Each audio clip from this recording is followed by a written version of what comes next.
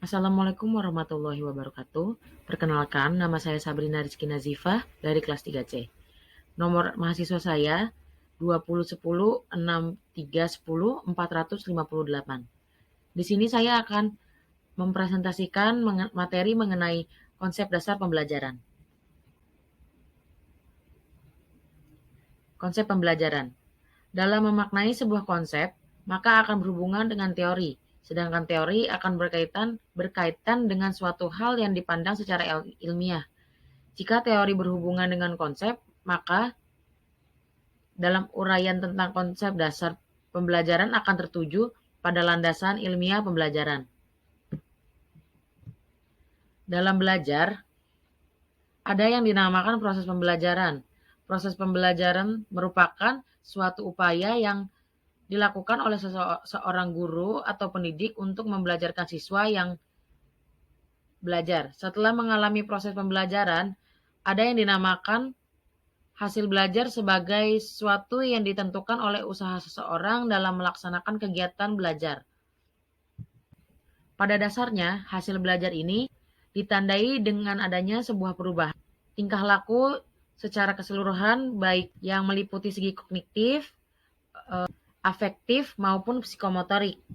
Dan hasil belajar ini juga dipengaruhi oleh beberapa faktor dalam mencapai tujuannya, baik faktor internal maupun faktor eksternal. Selanjutnya ada hakikat belajar.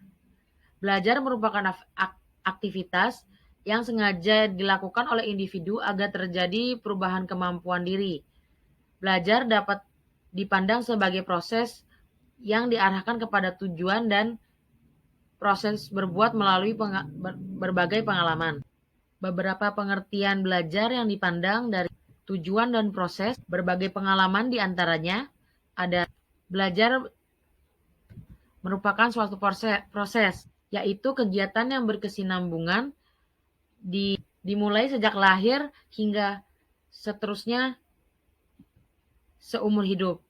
Lalu yang kedua ada dalam belajar terjadi adanya perubahan sebuah tingkah laku yang biasanya bersifat permanen.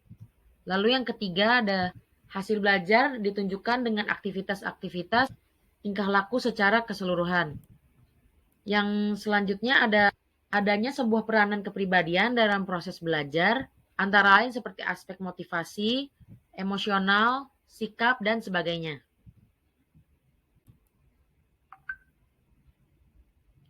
Selanjutnya ada hakikat belajar. Mohon maaf, maksud saya hakikat pembelajaran. Pembelajaran merupakan usaha sadar dari guru untuk membuat siswa belajar sebagai hasil perubahan tingkah laku pada diri siswa yang belajar dengan mendapatkan kemampuan baru yang berlaku dalam waktu yang relatif lama karena adanya sebuah usaha. Terdapat 3 pola pembelajaran. Yang pertama ada pola pembelajaran guru dengan siswa tanpa adanya sebuah alat bantu atau alat peraga dalam pembelajaran. Yang kedua ada pola guru yang dibantu dengan alat bantu atau alat peraga dengan siswa. Lalu yang ketiga ada pola guru yang dibantu dengan media. Pada pola pembelajaran ini sudah mempertimbangkan keterbatasan guru yang tidak mungkin lagi menjadi satu-satunya sumber belajar siswa.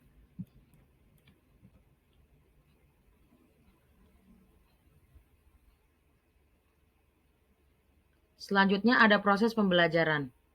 Dalam proses pembelajaran meliputi kegiatan dari membuka sampai menutup pembelajaran. Kegiatan awal yaitu melakukan apersepsi, yaitu menyampaikan tujuan pembelajaran dan jika dianggap perlu juga dapat memberikan sebuah pretest. Lalu yang kedua atau kegiatan inti yaitu kegiatan utama yang dilakukan guru dalam memberikan pengalaman belajar kepada murid-muridnya melalui berbagai strategi dan metode yang dianggap sesuai dengan proses pembelajaran tersebut. Lalu yang ketiga atau yang terakhir yaitu menyimpulkan kegiatan dari proses pembelajaran.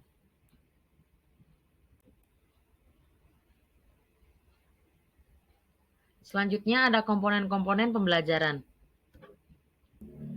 Komponen pembelajaran merupakan bagian dari suatu sistem yang memiliki peran dalam keseluruhan berlangsungnya suatu proses pembelajaran untuk mencapai suatu pembelajaran yang optimal. Komponen-komponen pembelajaran tersebut meliputi tujuan pendidikan, peserta didik, pendidik, kurikulum, media pembelajaran, serta yang terakhir ada evaluasi.